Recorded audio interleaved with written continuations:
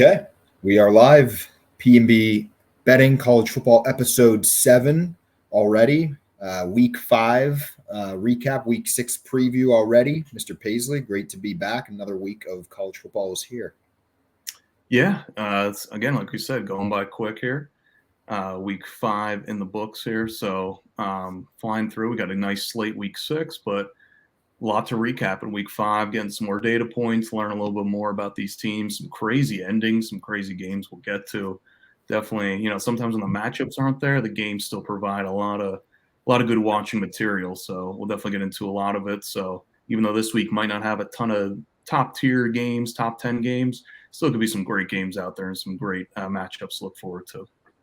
Yeah, and also an interesting fact here, not a day without college football or NFL for 55 consecutive straight days. Nice. Starting today, Thursday. So we have a game, at least NFL, college football. We got the Maction Tuesday, Wednesday night, basically through Thanksgiving. I think it's the Wednesday before Thanksgiving is the next time we don't have a college or NFL football game. So it's definitely finally that time. Quick little recap of last week. Wasn't really horrible, wasn't great, wasn't one of our superior weeks, but a decent slate. I think as a page, we were just around 500 total. I was a game or two ahead of 50%. I think, Jared, you were one or two back there. Unfortunately, we did not hit our locks this past week. You had the under in the Louisville Notre Dame. I had horrible pick there, Ole Miss, who couldn't even get the win in that one. So I guess I'd rather lose it outright than lose a close one. But what a joke, Lane Kiffin. We'll get to him later. But interesting slate, not too bad. We did not hit our parlay, but obviously our parlay is two underdogs that we pick on the money line. So they're more difficult to hit. We're still, as you point out, Jared, plus 3 units, about 3.04 units. We hit our parlay last week. 2 underdogs got the win. This week we did not get them to win. I will say I did have Alabama, so I did my part, Jared, but that's okay. Good slate, though. Yeah, we'll get to a case. Don't want to talk about it, but your Alabama side was right as always. You're never wrong. A great handicap yourself there. But yeah, we'll get to that. We'll get to that game, but. Just for the parlay itself, Cincinnati was close. I know we were talking about a little pre-pod, but a lot of people probably didn't watch the Cincinnati game that was going on in prime time with the Georgia-Alabama game. I had it on a side TV. Cincinnati was looking good early, took the lead into the half, kind of fell apart a little bit in the third quarter, and they were down 3 driving late in the fourth, had a chance to get the go-ahead score, missed on a third down conversion, ended up kicking the field goal to tie the game going to overtime and still could have got the win outright. Missed the field goal from like 40, 45 yards. So tough one there for Cincinnati. But, this business is tough case. It's not a cutthroat. If you have the right side or the right pick, it wins all the time. We'll get into some of these games on the recap, but sometimes you have the right side or the right total, and it's playing out like that for 2-3 quarters and it falls apart, or it kind of goes awry in the first quarter. Like we'll talk about the Notre Dame Louisville that had like 4 turnovers in the first quarter and set teams up on the 4 or 5 yard line like 2 times. So some things like that you can't bake into the handicap. If I knew that going into it, it'd be a different discussion. But that's the life of being a sports bettor. You got to live and die by some of the bruises and stuff like that. So you just got to keep the process the same, and hopefully it'll get better. But as you said, an okay week. Right around 500. It could have been a little bit better. But we'll get into some of these games in the recap. But some things that you could not see coming. So just a little tough to gauge some of these teams or some of the outcomes that happened this past Saturday. Still 7-3 on locks for the season also, which is still a very positive note here. 70% wins, so 70% win percentage there. So great start on the locks. We'll try to get back in the winning column there this week. But with that, we might as well just get right into the week 5 recap. Could start it out, Jared. It was a good game on Friday night. We had 2 real good games. We had Miami, Virginia Tech on Friday, and then Rutgers and Washington was also last Friday night. what a game for Virginia Tech, almost pulling off the upset there in Miami. Came down to that final play, Hail Mary. They called it a touchdown on the field. A lot of confusion for a few minutes there. They reviewed it. Then they came out again and said they were reviewing it when I thought they already were reviewing it. It was very strange. I think Miami thought they won at first, and Virginia Tech thought they won. Nonetheless, just a thrilling game. It seems like this happens to Miami a lot, where there's a letdown game at some point throughout the season. I don't know if they're going to be more, or maybe that they finally, survived it and their schedule's favorable. Maybe they'll be okay. Cam Ward played okay. I think he threw a couple interceptions. One wasn't really his fault. Miami, though, they survived 38-34 there on the Friday night. Yeah, that last play kind of reminded you of the Seahawks-Lions game on Monday night a couple of years ago in the NFL, where they weren't sure what happened. They reviewed it. Still a controversial call. So, yeah, that last play was crazy. But I think the main takeaway from this game, like you said, Virginia Tech played them pretty tough. They played them good, kind of controlled that game. They had an early touchdown to go up 7-0, then kind of control the game from there. Miami was trying to fight back the whole game. And you're right, Cam Ward looked a little sloppy, not like the Heisman, front runner that he was looking like the first couple of games. Some with Miami is like, look at their last couple wins, and they don't, you can only play who you play on the schedule, but Florida's not looking as great. Some of the teams they played maybe aren't looking as great as those wins might seem. So I still think Miami, talent-wise, is still a top 10 team, but like you said, they got to prove it week in and week out here. So it's tough when they're 17-point favorites at home on a Friday night, kind of a sleepy spot. Virginia Tech definitely was the right side in that game, covering number the whole game, almost got an outright win. So crazy finish. I think they made the right call at the end of it. I don't think it was a clear catch at the end of it. I think Miami probably should have won the game there at the end, but Virginia Tech definitely did enough to stay within the number, which they didn't look that great early on in the year, and they looked like a completely new team in that game. So got to give Virginia Tech a lot of credit for this one.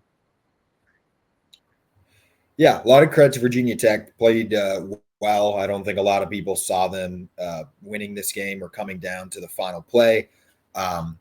I will say I'm surprised that they overturned this call at the end of the game. I agree with you.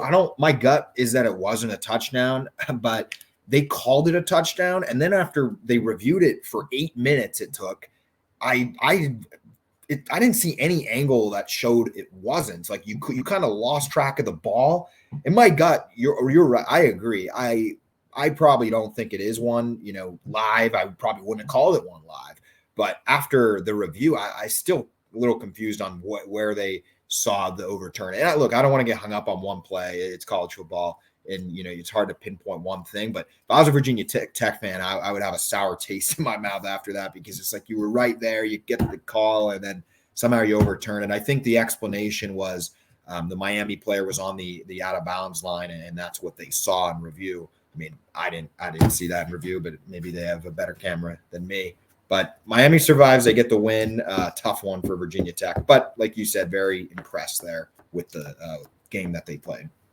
Yeah, like the replay, right? The call on the field is a huge part of it. So they called it a catch on the field. Kind of tough to overturn it. So I was surprised by that. You're right. I was surprised they overturned it, but I think they got the call right at the end of it. But Miami's defense, a little suspect, giving up 34 points to Virginia Tech team that struggled to score the ball all year. So just something to keep in mind going forward. Washington going all the way to East Piscataway, New Jersey to take on Rutgers. Rutgers won the game 21-18. I was mainly watching the Miami VT game through this, but I was still catching a lot of clips of the Rutgers. Rutgers played a pretty good 3.5 quarters. They almost slipped up at the end there. Came down to a field goal that was no good by Washington. They kind of rallied late. They win it by 3. I took Rutgers -2.5, so that's 2 weeks for me that they covered. So nothing to take away from Rutgers. They got the win against a real competitive Washington team. Obviously not the team from last year, but all around good game. And Rutgers comes out with a pretty major win. I don't think in the beginning of the season many people saw Rutgers being where they are right now. Yeah, I agree with you. I think this is a huge win for Rutgers. Like you said, Washington's not the team they were last year, but still a very solid team in the Big Ten. Definitely an upper tier team.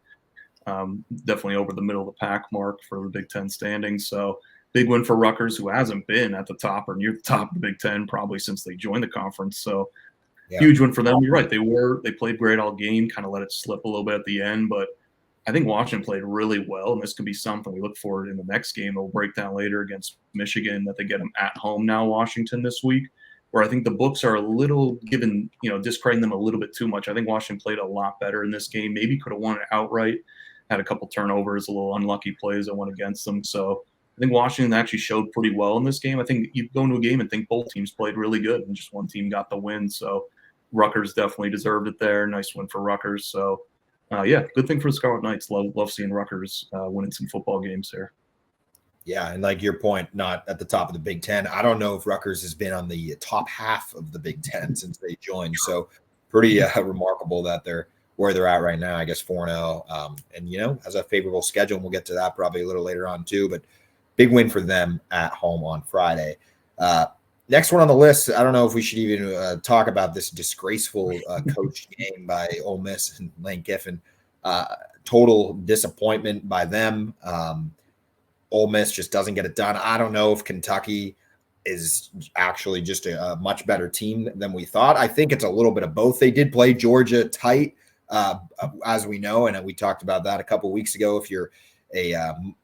If you viewed us before, obviously I kind of said the same things about Kentucky, but they get the win here. They embarrass Ole Miss in Oxford. So I'll throw that out there. Just an all-around disappointment, I guess, for Ole Miss, where they thought they would be at this point of the season, and just a letdown game. They have to bounce back, and their schedule is not easy, and this is going to be a rude awakening for Ole Miss. Yeah, Kentucky kind of played this game exactly how they wanted to. I mean, they're more a run-first defensive team. That's what you're looking for in some of these big underdog spreads, kind of shorten the game a little bit, limit the other team's possessions, like Ole Miss that wants to get up and down the field and play fast. If you could limit them to 7-8 possessions a game, then you got a chance to win the game outright, let alone cover a big number like they were at 16-17, what the number was going into the game. So Kentucky, again, executed the game plan perfectly, like you said, like they did against Georgia. Ran the ball, played defense, held Ole Miss to a short amount of possessions. And, yeah, tough one for Ole Miss. Again, it's hard. It's so hard sometimes in college football because some of these teams look so good in September, but it's like, who did they play? I mean, Ole Miss had a cupcake schedule going into this game and was blowing teams out. And you're like, that's impressive. You do want to blow out the teams you should. But once they step up in class, how are they going to perform? And we got that answer this weekend. So Ole Miss definitely had a lot of expectations, a lot of transfer portal players coming in, Lane Kiffin, a lot of high expectations. Just hate to see it early on in the year. The season's not over. I mean, they still have a lot of games with a 12-team playoff, but definitely a crushing blow for a top 10 team that had a lot of expectations, looking good. Jackson Dart, Heisman, trophy candidate. That kind of goes out the window now. Now you got to scratch and claw your way to get into the playoffs. So definitely a tough one for Ole Miss. Definitely got to downgrade them a little bit. I'm not gonna lie, I don't hate to see it. Ole Miss kind of they got what they deserve, in my opinion, for scheduling Furman week 1. Georgia Southern, they played Middle Tennessee. I think they've outscored them all like 100, and I'm looking at the scores now, like 100 and I don't even know, 80 to like 10. And their first real game. Absolute craziness there. Kentucky, though, huge win for them. For Mark Stoops rebounding, getting the win. So congratulations. And also, just quickly, because this kind of happened last year, and it's still early on in the year, but you're hearing some Lane Kiffin to Florida rumors. I've been hearing on some podcasts and some, outlet boards. So is the distraction again going to catch up to Ole Miss? I feel like this happened last year, even 2 years in a row. This might be 3 years now with Lane Kiffin taking maybe interesting some other job offers. I feel like he's wanting to get out of Ole Miss for so long. He just didn't. So, they looked pretty bad at the end of the season last year. So now he's maybe enticing some of these rumors to Florida with them looking really bad. So just something to monitor too. You always want to keep these things in the back of your mind. Not that it's going to mean they're going to lose every game the rest of the year, but something just keep in mind that he might be, 1 foot out the door here in Ole Miss. And Ole Miss has to go to South Carolina this week. So big game for them. And we'll get to that. Big 12 thriller. Should have been a thriller, I guess, two teams that were competing here for the Big 12, kind of an elimination game. Both teams had a 1 loss going into this. Kansas State and Oklahoma State going at it. This one was in Kansas State. Kansas State gets the win, 42-20. I believe it was, or 42-28, something like that.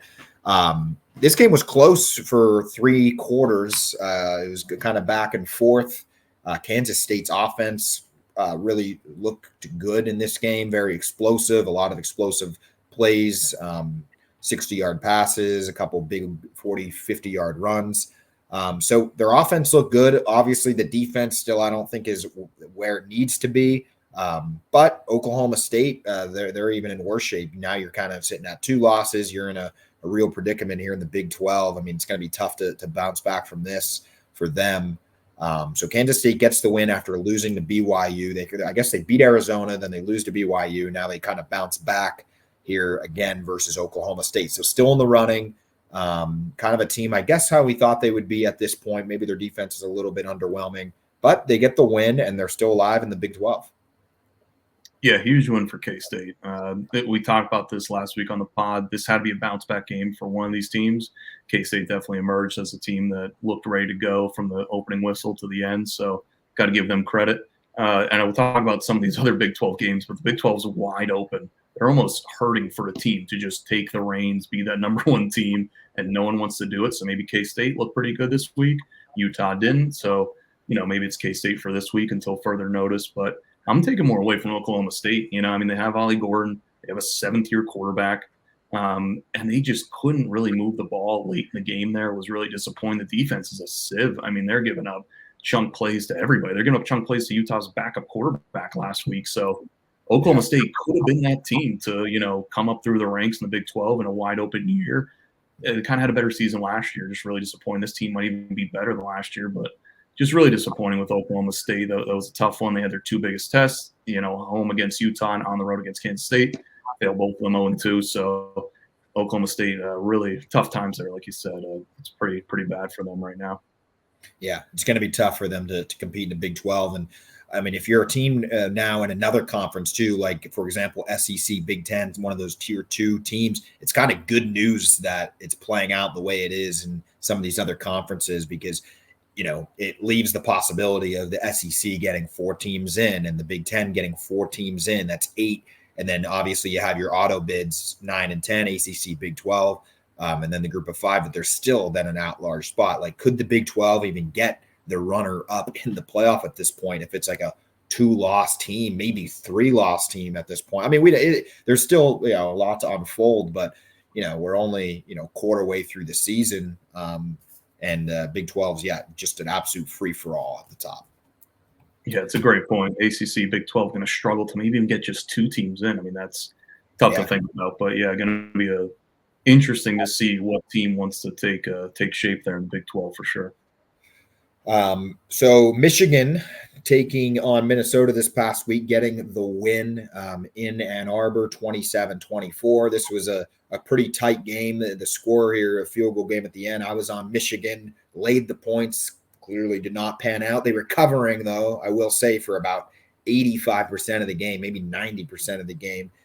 Minnesota scored late. They kind of just hung in there. Michigan, I mean, they looked like Michigan, the team we thought they were going to be, good defense. They ran the ball well. They actually threw it a little bit more than they did in their win against Southern Cal. Nothing impressive, but just nothing absolutely shocking in this game. Not really exciting either. Minnesota kind of just hanging in there, covering late. Never felt like they really had the chance to win this game. But Michigan gets by Minnesota and stays on top and survives another week. Yeah, 51 total points in this game. Who would have thought the total of 30 soared over the over in this game? But yeah, I'm with you. I think Michigan definitely controlled the whole game. Probably was the side. We talked about it's tough laying points to the team that runs the ball that much, but they really were controlling the game. And Minnesota got 2 late scores to get that within the number and then almost win the game outright. So got to give both teams credit. I mean, Michigan looked good early. Minnesota with a late cover probably shouldn't have covered, but again, like we said, that's betting. Sometimes you have the right side for 3.5 quarters. Minnesota has a couple late scores. So Minnesota maybe a little bit better offensively than we thought. Keep an eye on them, but hanging tough there in the big house. Got to give Minnesota a little bit of credit there. Yeah, I didn't think if you told me Michigan would have scored 27 in this, I would have been pretty confident that they would cover because I didn't think Minnesota would be able to put up 24 points. It's kind of the game I thought it would be. I think I also was leaning under in this one even though it was already a low number, I just thought Michigan's defense was going to completely shut down Minnesota. I honestly, I didn't watch this full game. I caught clips of the third quarter and fourth quarter while I was tailgating there in State College, but it was monitoring the score. I don't know if they put backups in late or what, but just did let up a couple of late scores. Minnesota was in it there deep in the fourth quarter. Stay in a Big Ten. Indiana taking out Maryland. Not really a marquee matchup to say the least here, but Indiana 42 points. They are similar to Rutgers. Great spot right now in the Big Ten, undefeated. Looking good against Maryland. And the only reason, too, I kind of wanted to talk about this game is for people that watch it, it was actually a close game through also 3 quarters. Indiana had 3 turnovers in the first half. They were handing this game to Maryland here early on, and Indiana's defense just came to play, especially in the first half. And their offense just did enough and just was, when they weren't turning the ball over, they were going right down the field and scoring. In a perfect world, Indiana probably could have scored 56, 63 in this one. I mean, I rewatched it quick yesterday. So big win for the Hoosiers, undefeated. They're now ranked 2 in the AP top 25. Doesn't mean a whole lot, but for them, it probably does. These teams that haven't been there in a long time, it's certainly an accomplishment for them. So Indiana 42-28 over Maryland. Yeah, got to give Indiana some flowers here. I think we called this out in the preseason pod. If you listen to that Indiana might be a buy-on team and might be a better team than people are giving them credit with all the transfers, new coaching staff, and this guy's backing up all the talk he was talking in the offseason, the head coach, Cignetti there. So got to give Indiana credit. Like you said, didn't really play their best game, still put up 42 points. This offense is on fire. They are definitely a legit contender, top 4 team in the Big Ten, maybe might be that 4th team that everyone's trying to search for after Ohio State, Oregon, and Penn State. So Indiana really shown that they're not a team week in and week out. They had UCLA last week now coming back home to Maryland, and they're still covering the spread, pummeling them. So got to give Indiana some credit here, doing it week in and week out. Definitely a team you do not want to play probably later on in the year. Yeah, they go to Northwestern this week, heavy favorite there, chance to go 6-0, then into the bye week. Then they go to Nebraska late October. So, I mean, they're in a great spot. We might be talking about Indiana for, a couple more weeks here. Right. So good win for them. Jared Paisley's Fighting Irish getting by Louisville Cardinal 31-24. They did cover. I was on the Notre Dame covering train once again, get that big win. Big win for Notre Dame, obviously what happened early in the season and now bouncing back with a couple of big wins. Their schedule, I'll say it again, I know every game anything can happen, but their schedule's favorable. This was a hurdle. They get the win over a one of the better teams that they're going to play. I'll leave it at that probably for this year in Louisville. And they survive at home, and they looked pretty good doing it.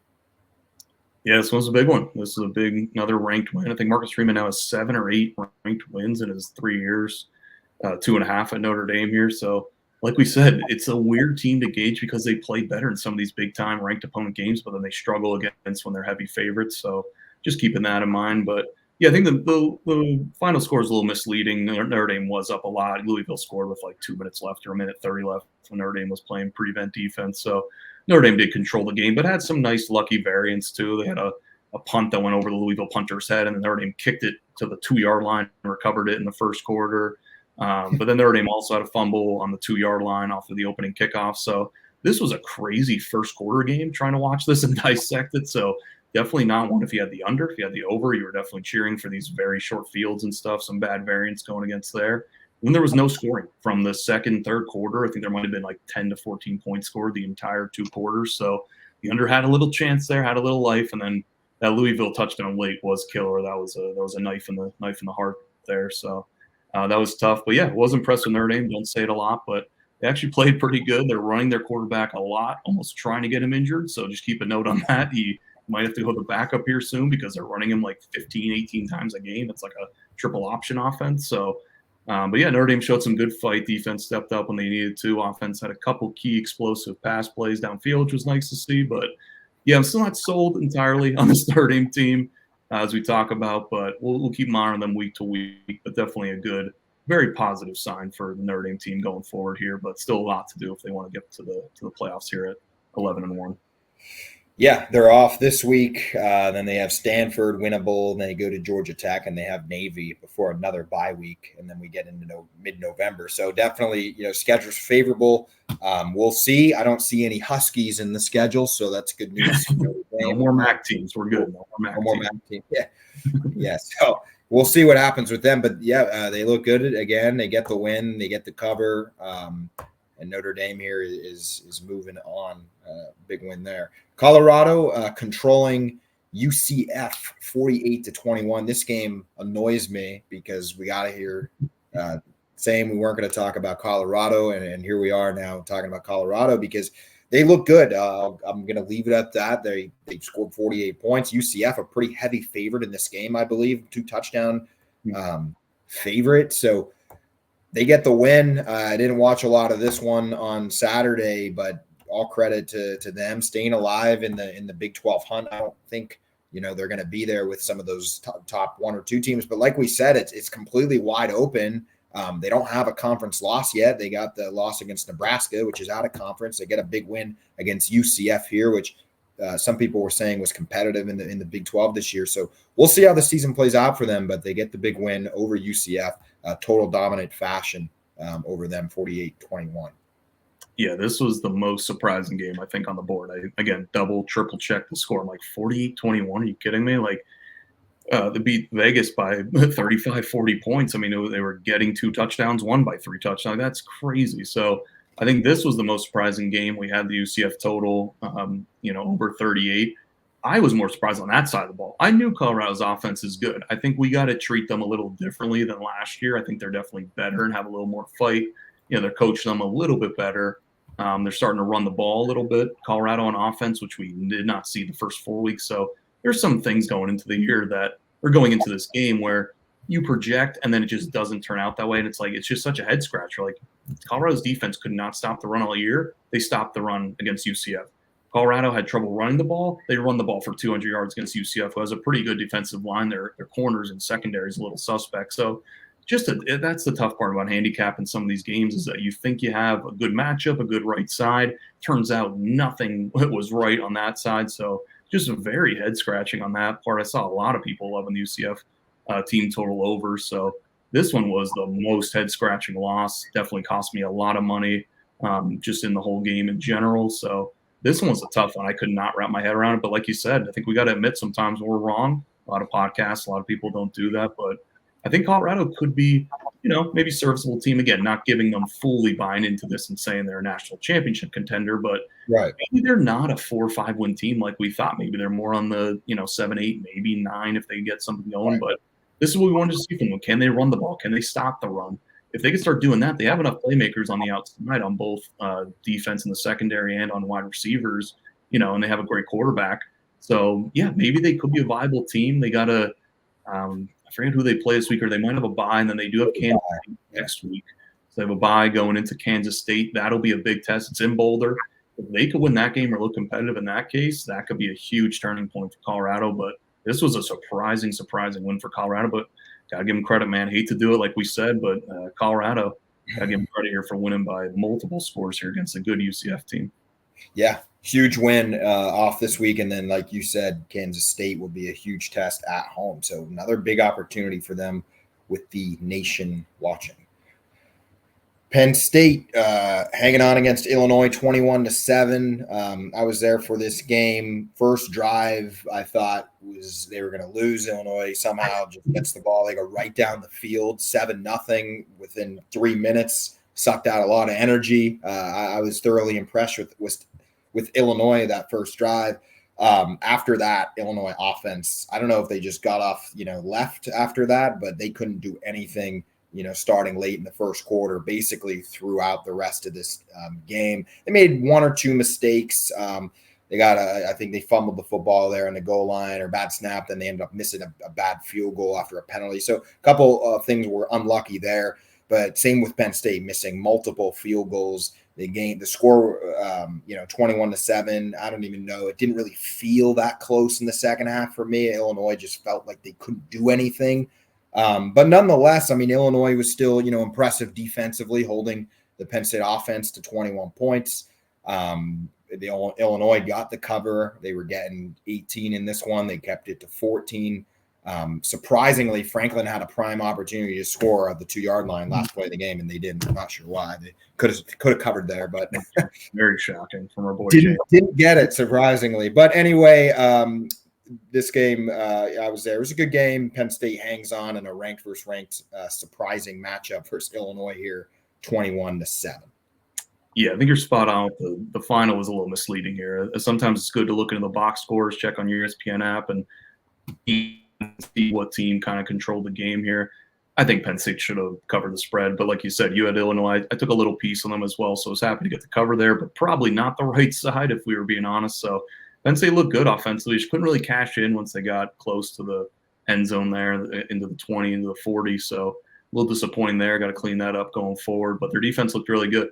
Really shut down Illinois that Nebraska had trouble stopping last week. So that was impressive to see. And like you said, they had a good first drive. Illinois didn't do anything the rest of the game. So I don't know how they held on to that cover, but we'll take it. But yeah, PSU, honestly, doesn't look that great in the final score, but they got to give them some credit. They look pretty good in that game and look pretty good to compete with some top-tier teams once their schedule toughens up a little bit here in late October, early November. So definitely a good game for Penn State there. Yeah, and Penn State has a UCLA home heavy favorite this Saturday until they go to LA to play USC. That's next Saturday, so that would be their first big, real test of the season there next Saturday against Southern Cal. Obviously, then game of the week, Alabama, Georgia. Just an absolute thrilling game in the last 10 minutes, I guess, maybe fourth quarter. Obviously, I was at the Penn State game, so it was hard for me to kind of watch. I was following along on my phone. I saw it was 28-0 Alabama. I think I texted you, Jared, like at some point. I was like, yeah, nice Georgia pick or something. It was an absolute blowout. And next thing I know, I checked the score, and it's close. It's one possession. I kind of forget about it. I turn on my YouTube TV, of course not while driving, but I turn it on, and I'm watching it on my phone. I see the score. Georgia's ahead by a point. I'm like, how the hell did this happen? And I turn it on, and 5 seconds later is the next Ryan Williams touchdown for Alabama, right when I turned it on. And then they took the lead. And then, the rest was history there. Alabama ends up hanging on after a bad Georgia turnover on their last drive. So absolute thriller game. You could take this in a million different ways. I think the simple terms, in my opinion, and how I look at it, is these are two national championship contending teams at the end of it. Not for 3 quarters for Georgia. I mean, that was bad, but they hung in there. They fought hard. They a couple things did go wrong in the first half that probably shouldn't have. After that 14-0 deficit, things got a little real sideways real quick from when I rewatched it. But Alabama, though, hangs on. They're now the number 1 team in the country. At home, they get the win. They beat Georgia 41-34, and one of probably the best games we'll see all season. Yeah, crazy ending. We'll get to the ending a little bit, like you said, just an insane amount of high variance plays back and forth, crazy swings. But I unfortunately did watch the whole first half with the Georgia ticket in hand. Once they went down 28-0, I did flip over the game, did turn it off. That was one of the worst performances I've seen from a top-tier team in one half of football, probably since the Patriots-Falcons Super Bowl when they went down 28-3. Like, it was that bad. It was honestly probably worse. Like, they were shell-shocked, couldn't make a tackle, throwing dumb interceptions. Like, it just didn't look like the Georgia teams you saw in the past. It looked like literally like a FCS team that Alabama was playing, with some of the mistakes they were making, penalties on defense. Like, did not look like the Georgia team at all. I was really unimpressed with how they came out and I thought they'd come out with their hair on fire and looked really good with the week off. They looked totally unprepared. But then you're right, the second half they did switch up a lot of things. Alabama looked really good in the first half, kind of slowed down a little bit in the second half. And you're right, kind of looked up and they're driving. They're on the 10-yard line. I flipped back on the game. I'm like, oh my God, how'd they make this a game? They scored a touchdown. I'm like, wait, this ticket might be alive. That lasted for 30 seconds because Alabama threw a bomb 80 yards down the field, a couple broken tackles, looking like Georgia did in the first half.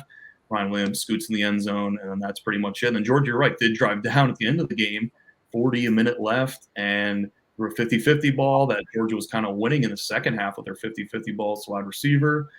Alabama guy makes a nice play on it, picks it off in the end zone, game over. So just a wild game. But to your point, Alabama controlled that game. Georgia shouldn't have been in that game. They were the wrong side. So even though Georgia had the lead there late for a little bit, Alabama was the right side betting wise. So definitely controlled that game and looked really good from start to finish, honestly. Just really disappointed with Georgia. But for how good they looked in the second half, can they replicate that now going forward? Or are they the team that looked like they did against Kentucky in the first half against Alabama? So just a really tough team to gauge for Georgia. But I think Alabama, that we were a little bit higher on going into the year, definitely looks the part, definitely looks like for sure a top 4 team in the country, maybe one of the best teams in the country. Yeah. Yeah, no Nick Saban, no problem for Alabama. Get with Kalen DeBoer, just a reload season. It feels like. I mean, they looked, real good, and obviously one of the favorites now to win the national championship here early next year. Getting a big win over Georgia. Maybe we'll see it again in the SEC title. We'll see how things shape out. There's a lot of contenders up there. Texas, obviously, if not the best team. I feel like we haven't talked a lot about Texas yet. They haven't had any real big games on this podcast yet. It's kind of just running my memory now. Texas, we got to worry about, but I'm sure we'll get to them here throughout the month of October here as things heat up. They do have a big one next week, October 12th, as we know, huge college football, some big marquee games. They will play Oklahoma, which maybe lose a little luster, but they'll get a nice test against Oklahoma next week on October 12th. Yeah, no, that's a good reminder to watch that one on October 12th. Winners and losers of the week. I guess, Mr. Paisley, I'll kick it to you. Who do you think you would say is your winners of week 5 here going into week 6? Yeah, I'm going to go a little unconventional. I'm going to go with the Naval or the Army and Navy. Give a little shout out to the troops there. Their football teams. I think this is a light that no one's really shining on because, again, it's tough to look at all these teams. But Army and Navy playing some good football. And I think for sure Army is a really good team. I think Navy's up there, but I think Army could be a team if you watch them on Friday night against Temple. Really good team that I think could compete and maybe upset some of these higher-ranked teams. But these are two service academy teams that are not your prototypical service academies. They're run a little bit different of a true triple option. They're a little more explosive in their run game. They have some big 20, 30, 40-yard runs in each of these games. Their defenses are pretty solid. Navy blew out UAB last week. Army blew out Temple. So just giving a little shout out to service academies playing good. And they are in a conference this year. They're in the American. So that'd be pretty crazy if they get to the top of the conference, maybe playing a conference championship. And there is a slight scenario I heard on this one podcast I was listening to. If Army and Navy play in the American Championship, they would also play again in the next week, obviously, in their Army-Navy game. So that'd be something that would be unprecedented. We've never seen before. And not to say they could maybe compete for a playoff spot. I think Army maybe could, so keep an eye on them. I think they're that good. But I think these not naval academies, the service academies, got to take them a little serious this year. Air Force is really bad, so take Army and Navy pretty seriously going forward here this year. Yeah, that's a great point. Kind of, reminds me of some of those other teams, and it's going to be fun to watch. I'd love to see Army compete for a group of 5 bid there. That would be real cool. That would be real cool if we could stay hot. I'm not gonna lie, I haven't really watched a lot of their football yet this year with everything going on. But great selection there, Army and Navy. Glad you picked 2 teams because I actually as well going with 2 here group. And it's just because I don't think they're going to be here much longer. Well, I hope they are. Maybe one of them will be. But I've also been giving awards all around the Big Ten, going Nebraska to Illinois. So now I might as well just round things out with Indiana and Rutgers. Kind of a chalk pick here, but both undefeated, both teams that are looking pretty good. We weren't sure where they'd be at. Favorable schedules for both of them. Rutgers a little bit more tougher than Indiana. Rutgers has to go to Nebraska. They have Wisconsin, UCLA. But right now they're 4-0. They look good. They got the big win over Washington, which I think was a massive win for them. At the beginning of the year, I'm not sure a lot of people would have picked Rutgers to win that game. And then Indiana, which I think is a little bit better than Rutgers, no doubt about it. They're well on their way here to 6-0 if they could get through Northwestern. And then they have a very manageable schedule after that. Could end up 10-2 when things are all said and done for Indiana. I mean, really, they're probably going to be the favorite in every single game except for maybe Michigan, but they might be the favorite in that one. It's at home and at Ohio State, which obviously not expected to win. But Indiana, Rutgers, might as well give them as my winners here heading into week 6. Keep it in the Big Ten. I can't promise next week I'll move off the Big Ten. Maybe we'll see. But winners of the week, Rutgers and Indiana. And with that, we'll go to more of my favorite topic, the loser of the week. Mr. Paisley, I'll let you lead things off here. Yeah, my loser, I'm going to go with Cam Rising, quarterback at Utah. Did not play this week against Arizona. They lost to kind of a later game in the day too. I think it tipped at 10 p.m. Eastern time. So Utah lost that game outright as a double-digit favorite. So Cam Rising not playing the game. This is kind of a 2-year loser thing. Like, this injury report we talked about last week, he's hit or miss every time if he's going to play or not. He ends up with his finger. Is it really worse than it is because now he's not playing these games? You have to think so. Doesn't play against Arizona. Maybe they thought, oh, he can get by with the backup again. They lose outright. That's a huge loss now for them in the Big 12 and for the playoff picture. So in a league, like we said, the Big 12 is looking for a standalone number 1 team. They could have ran the table, look good. He doesn't come back. I don't know if he's healthy or not, but just a weird situation with Cam Rising. Again, it is 7th or 8th year in college football. So come on, man. Like, if you're 50%, get out there and play for your team. Try and make them win. I think they kind of got bit in the ass a little bit there by that one by sitting them. So we'll see with Utah now. Now they got to be pretty good going forward, but we'll see if Cam Rising can play. But yeah, just lose the week. I'm going to go Cam Rising there for not suiting up for this game. Yeah, certainly bad loss for them. Just when we were talking, I think last week about how they're the clear now tier number 1 team, then they dropped to Arizona. So I guess that means my Arizona Wildcat preseason Big 12 champions are back in the running. I guess someone could say in the Big 12 after beating Utah. So yeah, tough one though for Cam Rising and Utah not getting the win there. My loser of the week will be Lane Kiffin. Another, kind of obvious pick here, just terrible, losing to Kentucky. You have a lot of hype around your program. A lot of people are picking you to win not only the SEC, but some were saying they could win a national championship. That's how talented they were. And some might say, Casey, why are you just saying Lane Kiffin and not Ole Miss? Well, I'll tell you why I'm saying Lane Kiffin. I don't know, Jared, if you saw this video that was going around social media. Yeah, it was like some TikTok that Lane Kiffin did with his daughter. It was like a get ready with me with Lane Kiffin.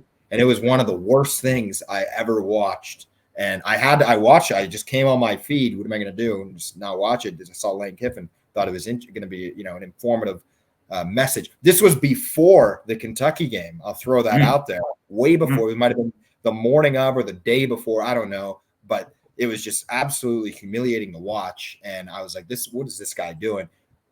You release the video and then you go and then you just lay an absolute egg against Kentucky. Disgraceful. If I was an Ole Miss fan, I would be really disappointed. This was supposed to be your year.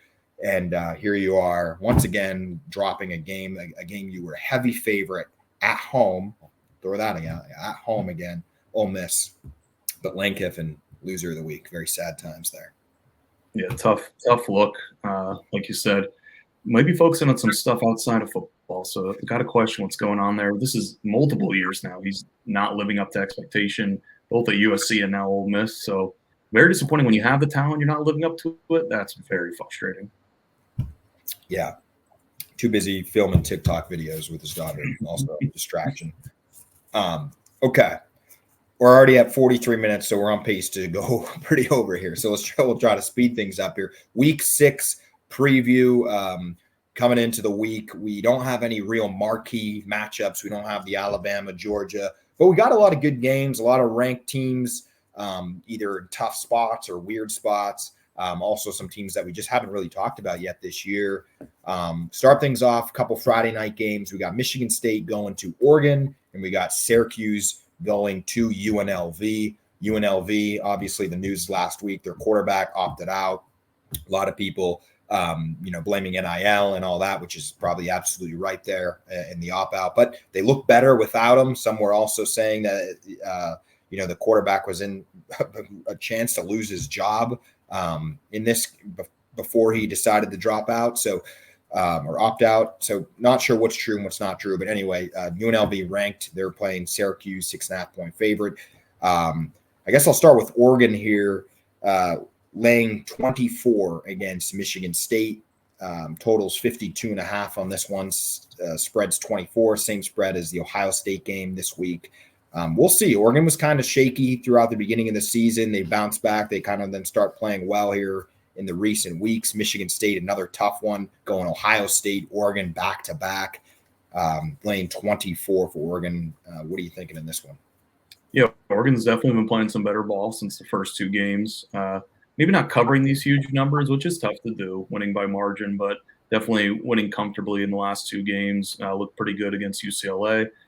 So, yeah, I think Michigan State, again, still finding what they want to do. First year under new head coach with the little loss against Ohio State, got killed at home. And you're right, it's a tough back-to-back spot against playing against Ohio State, then going on the road to Oregon. So probably lean Ducks here, minus the 24. Don't love it. But yeah, I would probably lean the Ducks here. And then, the Syracuse UNLV game, I think you hit it perfectly with the quarterback situation for UNLV. Just wanted to shine some light on that. I think you're right. I think this is an upgrade with the backup coming in. It's a little bit in the weeds, but the starter was a little bit more run heavy. Couldn't really throw the ball, but they were still winning games.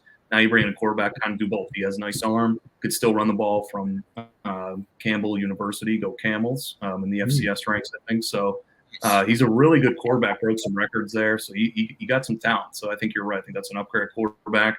Now laying 6.5. Who would have thought they're laying 6.5 against Syracuse here? This should be a fun one, though. Watch this game Friday night. I kind of like the over in this one. This probably would be a full unit play on the over. I think a lot of points could be scored here with Kyle McCord on the Syracuse side. So give me the over in this one, but this is a fun matchup on a Friday night we get between UNLV and the Syracuse Orange. Yeah, excited we got some two decent Friday night games. Haven't watched a lot of Michigan State yet either this year, and another chance to watch UNLV. I saw them got the big win over Kansas earlier in the season, so got to see them again here during the week. So those two on Friday night. We'll get into Saturday, probably the biggest game, maybe ranked at least. Game day's not there, but A&M taking on Missouri at home. A big chance for Texas A&M and for what they want to accomplish this year. Obviously, with the loss against Notre Dame at home week 1, tough schedule. But now here you are. You rack up a couple wins. You have Missouri coming to your house, a top 10 Missouri, and Missouri has not looked great. I mean, a lot of real close games for them. So A&M, huge chance they're laying 2.5. I like A&M in this one. The total's 48.5. I think A&M has a shot to win this one outright. And like I said, they're at home, a great home atmosphere for them, taking on a Missouri team that's kind of just been questionable here. They seem like they're not quite as good as that number 9 ranking shows them to be in this one. Yeah, I'm kind of with you. I have to agree with you. I like Texas A&M in this game. Like the side is a short favorite. You think, they're a number 25 team with number 9 team coming in, but Vegas knows. They always want to set the lines, and they kind of give you the true barometer of what's going on. I think Missouri might be coming off of a bye, but they didn't look great against Boston College.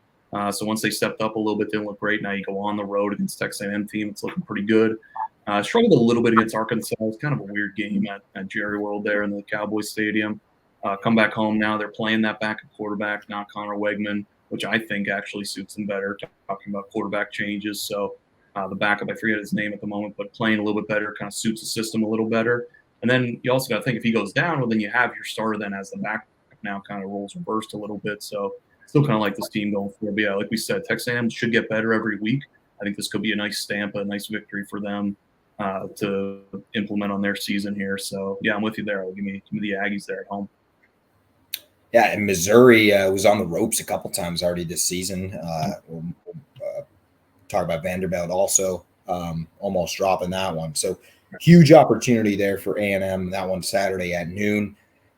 Next one here, we got SMU going on the road at Louisville, an ACC matchup. Last week, I think I incorrectly stated SMU is in the Big 12. This is what happens when we have all these conference realignment. We have California in the ACC. We have all this just absolute insanity. So apologize if there was any SMU fan in the world that caught that. But anyway, ACC matchup, totals 56.5. Louisville, a 7-point favorite in this one, coming off the loss against Notre Dame. SMU putting up, they're looking a little bit better. They got the win over Florida State last week. Their offense looked good. So now we're seeing a little bit of SMU, what at least I thought they would be. But now here they're going on the road at number 22, Louisville, getting 7 points. Yeah, I agree. SMU's definitely been looking better. I think overall, just still a little disappointing. So I would lean Louisville in this game. Kind of like I think they have a huge talent advantage here. I think SMU's been struggling a little bit in the ACC play. I don't know if they're truly ready roster-wise to go up here in conference. Maybe next year down the line here, but this year it looks like they're struggling once they step up in class and not playing their American Conference schedule like they did last year. So I kind of like Louisville here. I think they'll bounce back. Showed well in parts against Notre Dame. They just had a bad start to the game and they couldn't really catch up. But I think if they could have a better start, they'll be a little more locked in this week. I think they'll come out strong. So give me Louisville to bounce back here a little bit, win more by 7 points here. I think if I have to make a play here, I think I'd probably lean over as well here, the 56.5, just from what I've seen from that Louisville defense really last week, and then SMU's offense trying to click. So that's 56.5. I'd probably lean over there. To the Big Ten, we have Iowa going on the road at Ohio State. Obviously, Ohio State getting the win last week against Michigan State. Total pretty low here, 44.5. But then again, Iowa's playing, so I guess that's no surprise. Lane 20.5. This is going to be an interesting game. We'll see how Ohio State's able to fare against that Iowa defensive line and a stronger Iowa defense. Maybe we'll get a little bit more of a test from Ohio State on their offense versus Michigan State, which I think Iowa's defense is certainly superior. This one also on Saturday. Not really a huge test for Ohio State, but another data point that we'll have at the conclusion of this one. We'll see if Iowa can keep it close. Probably would lean Ohio State laying the points right now. I'm not sure I'll make that official play on Saturday, but another test here for the Buckeyes. Yeah, I got to play on the total in this game. We'll discuss later. But, on the side, I'm kind of torn. I feel like it maybe is a little too many points if Iowa could kind of grind this game out a little bit, limit possessions by Ohio State. I just think Ohio State's a different team than what we're accustomed to in the past. We might have mentioned this, but they haven't had a lot of high-profile games, so we haven't got to talk about them. But they're more a run-first team. Defense, I think, is top 3 in the country. So they're going to rely on that defense, run the ball a little more, not put too much pressure on the quarterback or receivers. They have a really good receiver, that freshman Smith, who's really good. But besides that, not too much on the outside. So I think they're going to look to run the ball here, grind the game down a little bit different Ohio State team. But this should be their best test to date. I think they passed with flying colors against Michigan State, but we're still not sold entirely on Michigan State. So still a good win, but let's see how they face now against the Iowa defense that is historically very good. So I struggle with Iowa moving the ball against this Ohio State defense. So if you're looking for the cover, you definitely need it to be a low-scoring game. But should be a fascinating game here in Ohio State and kind of give them a good barometer of where this team's at in the national championship landscape. Yeah, no, that would be a good point. The Iowa offense, what will they be able to do, if anything, against that Ohio State defense? Not sure they're going to be moving the ball a lot. Cannot trust Cade McNamara to lead a high-powering Iowa offense, especially on the road here in a tough place like Ohio State to play. So we'll see, but I guess it's, Ohio State, you're going to have to start playing some teams at some point. So Michigan State now kind of easing into their more difficult part of the schedule after an absolute joke of the September, a few other teams also do it around the country. So not just them, but, Ole Miss, for example, we all saw what happened to them. So anyway, Iowa getting 20.5 against Ohio State. Keep it in the Big Ten. I guess one of my winners right now of the week, Rutgers, going on the road to a former winner of my week, Nebraska. Rutgers at Nebraska. Cornhuskers laying 7. Total is a pretty low 41.5 here. And I think that just goes to show you that there's just not a lot of faith yet in the Rutgers offense, really, to move the ball and score. Going now to Nebraska. Nebraska definitely a superior team here, laying 7. Nebraska should win this game. I also said they should have beat Illinois, a very similar type of game. I think Illinois is a little bit better than Rutgers. But here we are talking about similar here Big Ten teams, and another big game for Nebraska, really a must-win for them if they want to keep, the positive narrative of this season, laying 7 against Rutgers at home. I feel like you have to have this one. yeah, your winners of the week haven't been doing good the next week. So just something to keep in mind for the listeners. But Nebraska, yeah, you're right. Nebraska laying 7 here. Who would have thought this would be a nice game for the Big Ten and maybe shake up the standings a little bit? But you're right, huge game for both teams. Nebraska wins this, it'll kind of solidify they are kind of an elite team here in the Big Ten and could push forward. Rutgers wins, look out. Maybe take Rutgers going seriously. Some of these games, kind of like the Iowa game that we just broke down, this with a low total, you could get a higher spread with a lot of points. Only 7 in this game, but this is big. We talked about this, I think, in the Iowa State game, where you could even get that 3.5, and a low total.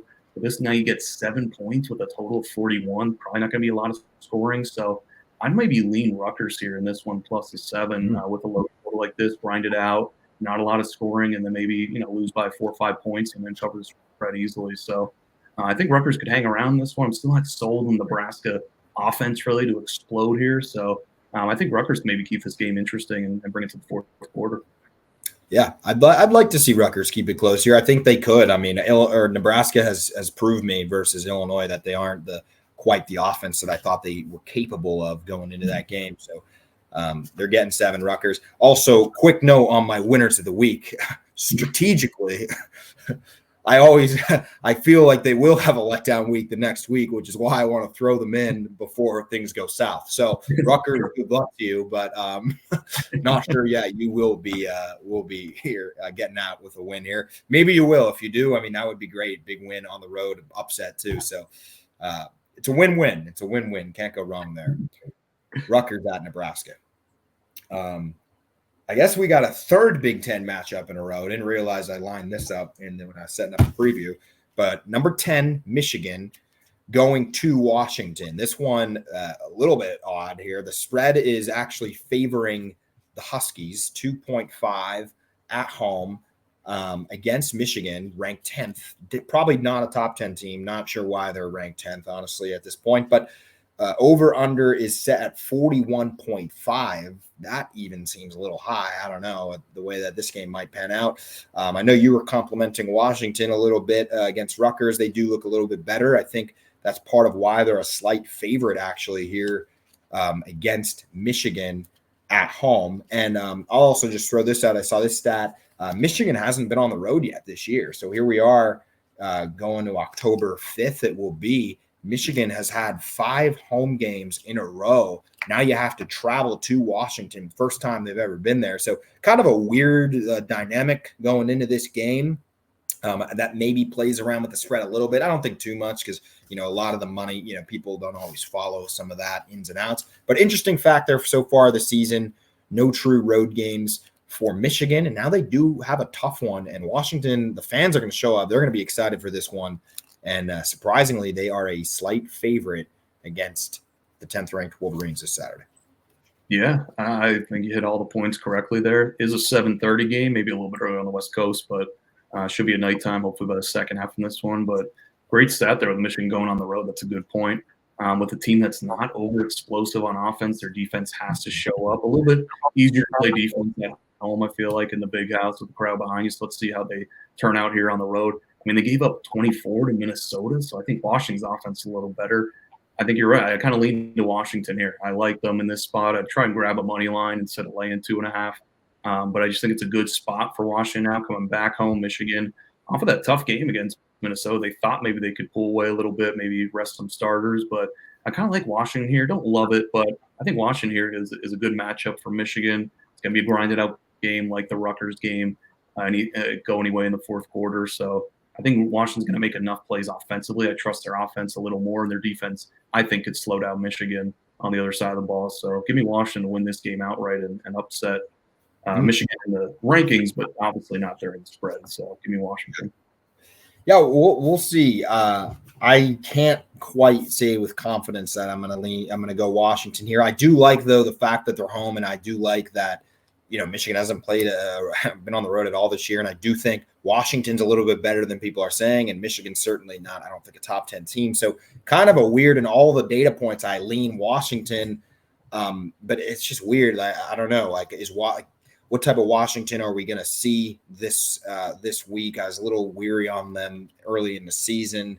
So we'll see. I don't think, in other words, I think if Michigan wins this game, I'm not going to be stunned and shocked, and I still not going to think Michigan's a top 10 team, and they win, and they probably will still be there. So that's kind of where I'm at with it. But I'm not sure. The total 41.5. Somehow I think I lean under on that, and we'll see. Maybe Saturday I'll change tone here and lean one way or the other. But it's gonna be a good one at least. Tight spread, should be close game.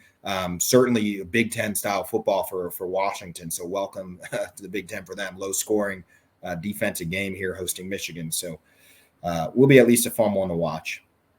Yeah, I think just one thing with Michigan going forward too, like check their run defense of the opponent they're going to play, because that's all they want to do is run the ball on offense. They struggle running the ball. We haven't seen them. I guess the Texas game, but that was a different quarterback trying to throw the ball. So I think Washington has a pretty good run defense, but just check that with every game going forward. Michigan, if they can run the ball, they could be a pretty solid team. If they can't, they're kind of one-dimensional. You don't really have that second dimension. So just got to keep in mind. Yeah, that's a great point on Michigan. So that one Saturday primetime will be fun to watch. I'll definitely be watching that one. And then this one, just to kind of end things here on a preview. Maybe we'll have time for one or two other ones if we forgot any. But College Game Day there, going to Cal in an ACC matchup. Nothing says ACC like Miami at Cal. Maybe the two farthest points in the United States here. Miami getting or laying 10 points. Struggled against Virginia Tech. They have the Heisman front runner, maybe co-front runner now at this point after last week, and then obviously we have Jalen Milroe at Alabama. Laying 10 going to Cal. I don't know. A lot of people are picking Cal to win this game, surprisingly, and stun them in an upset. Cal's, I think, a little bit better, I think, than some people thought. They got the win against Auburn. Not that Auburn's really that good. I think my thing is a lot, Miami seems to let down a couple times during the season, at least historically. And maybe it was their letdown against Virginia Tech. But, if they get through this game, they really are kind of in the clear here until they probably have to play Clemson in the ACC championship, because their schedule is not really that strong. They have kind of a couple weird matchups. This is one of them, going all the way to Cal. Cal, big game for them. And then, Miami obviously letting down last week. So we'll see how Cam Ward bounces back. I think I still lean Miami here. I think, I like to sometimes do the opposite with some of the guys on TV are thinking, and I think maybe Miami gets a rebound. I think they're so much better. I think they're more talented, but I think I said all those same things when I picked them to cover against Virginia Tech last week. So I don't know, might be not sure, completely out on a whim here, but will be interesting. 10-point favorites here. Jared, what are your thoughts on this one? Yeah, Miami's a tough team to gauge. You got to just keep watching their games, try and get as much info as you can on them. I kind of like Cal here slightly, and not to agree with the talking heads on TV, but again, not a huge play, very small. This game opened up, I think, 12.5, now down to 10, so definitely some money coming in on California. But I think Cal, I was kind of higher on them going into the year. You're right, they beat Auburn outright as 2 touchdown underdogs. We saw what Auburn did last week. We didn't get to touch on that game. Absolute failure, and I had Auburn in that game. That was disgusting, but we don't talk about that. But yeah, Cal, I think, is a little bit better. They were a little banged up early in the year. They're getting a little healthier, so definitely something to monitor going into this game. But yeah, what Miami are you getting? Are you getting the 50-point explosion the first couple weeks, or are you getting the team that struggled to keep Virginia Tech off the field? So interesting game here for Cal at home.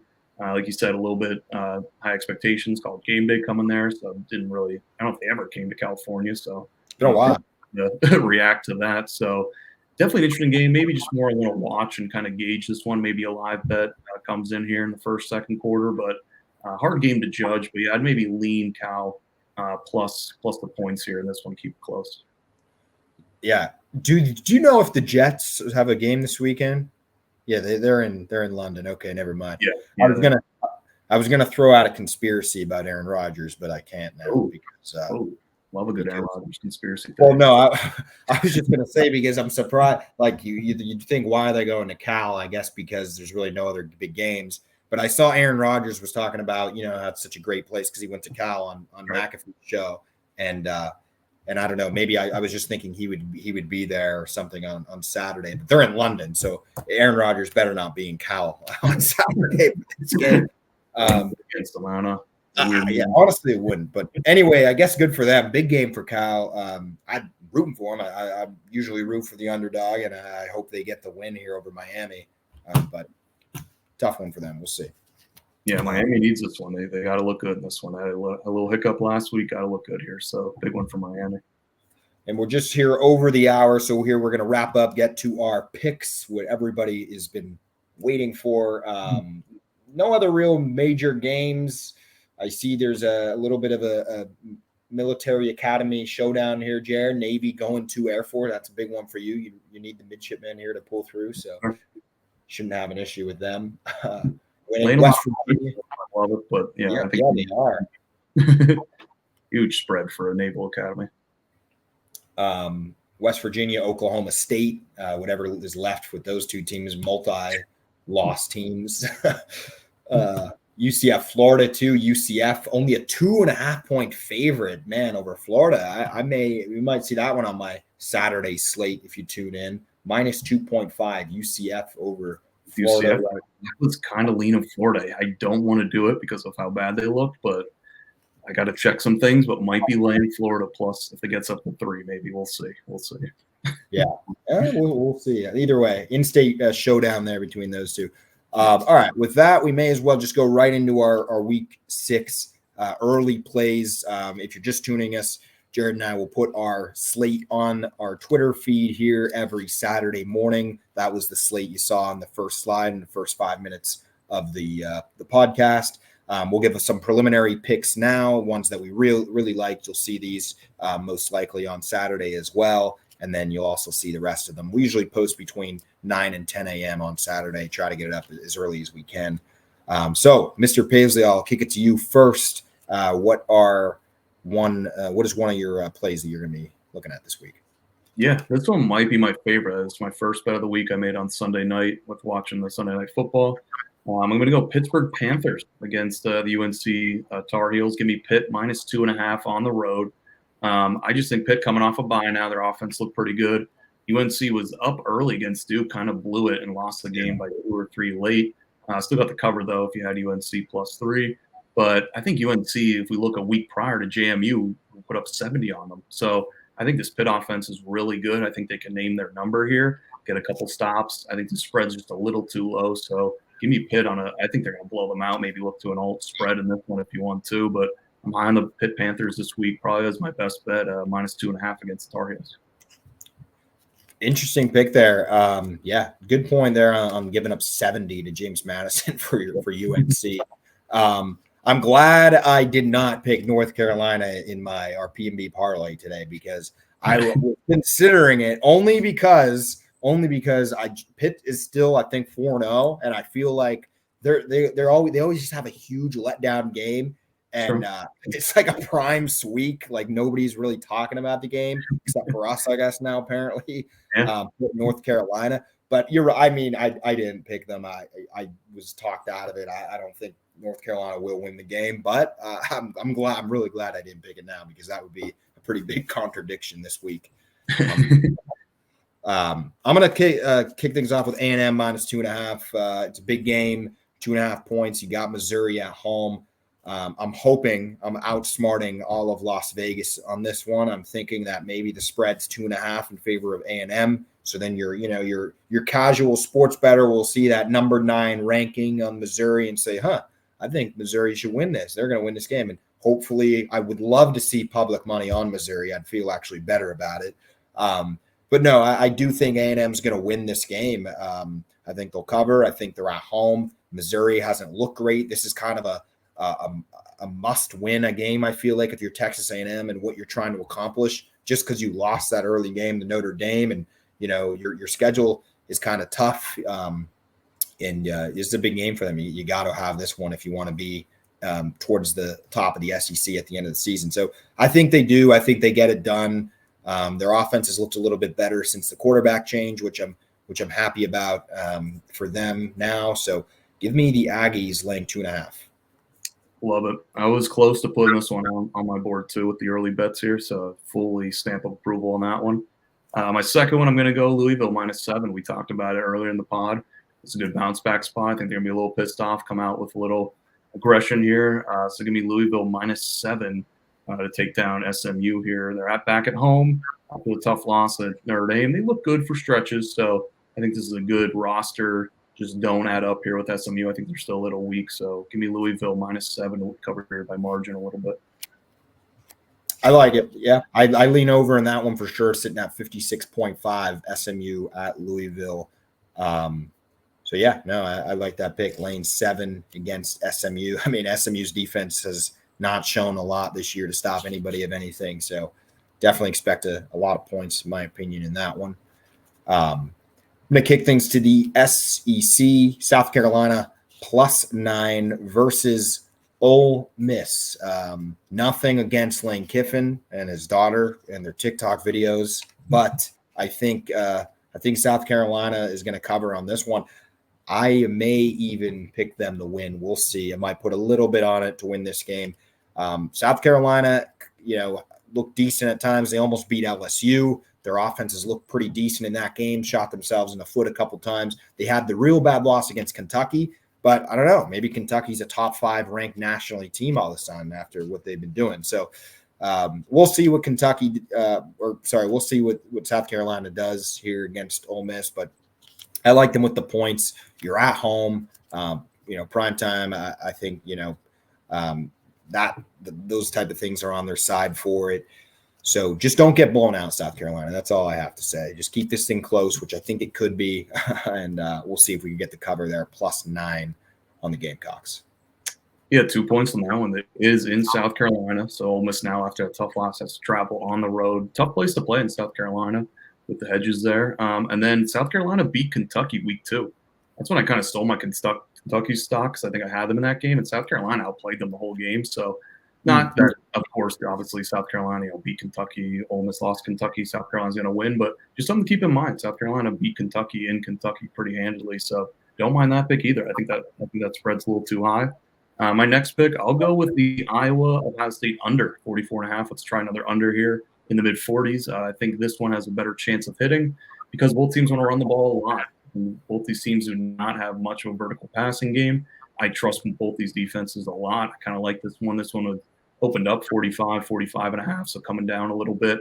If we could just get Iowa to slow down Ohio State's offense a little bit, I think it cashes with ease. I don't see Iowa scoring more than 10 points, maybe 14. So if Iowa's defense comes out early, looks good, plays how they normally do, I think this game could definitely stay under 44. I kind of like this more than taking Iowa with the points, but wouldn't mind Iowa.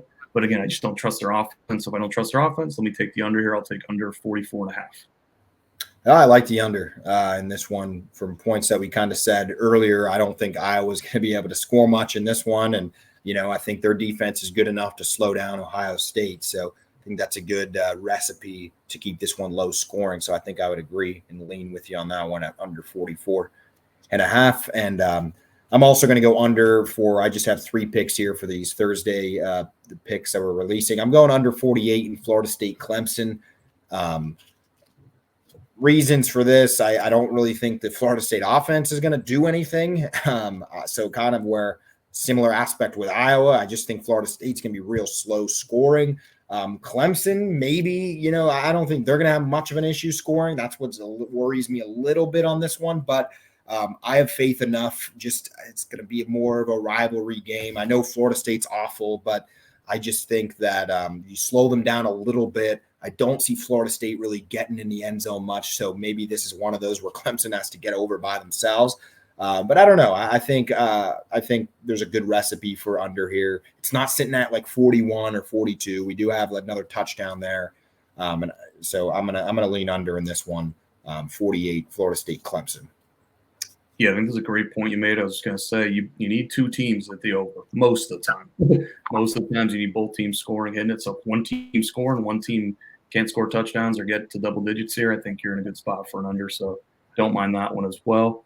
My final pick, maybe my second favorite. We haven't touched on this game, but give me Vanderbilt plus 22.5 points against Alabama.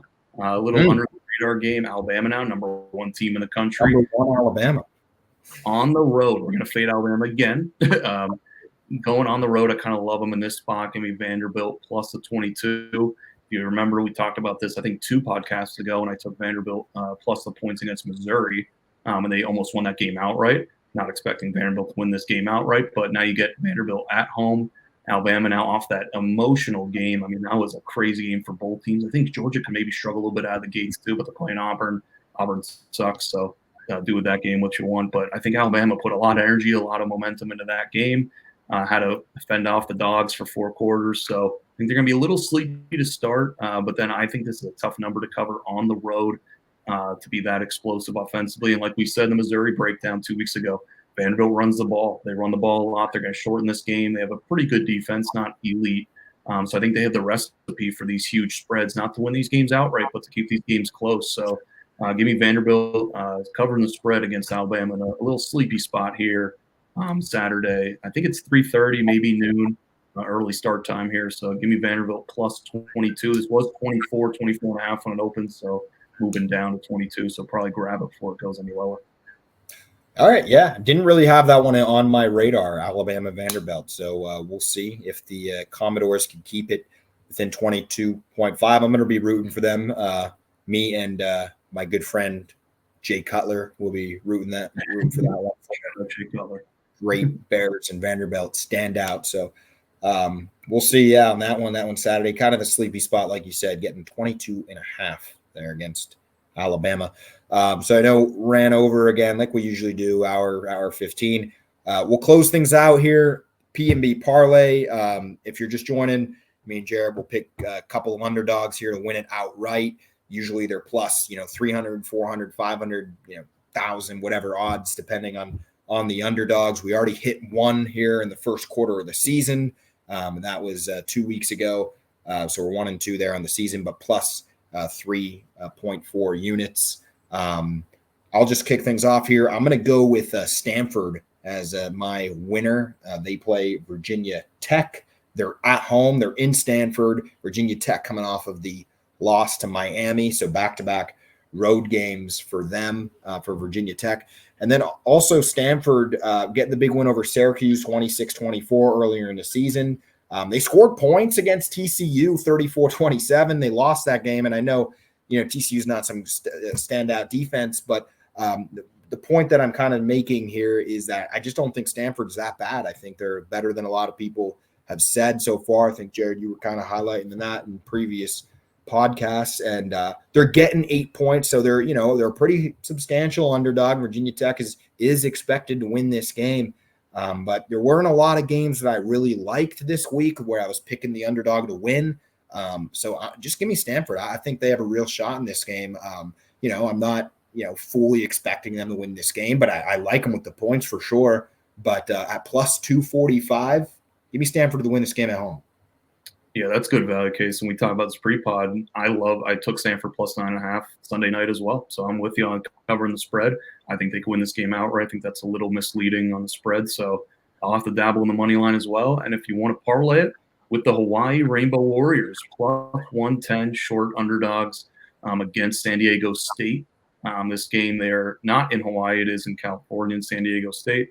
Game was 3. It's down to 2.5, 2 now. But I think Hawaii's better than what people are giving them credit for. It came up a little short against Sam Houston State a couple weeks ago.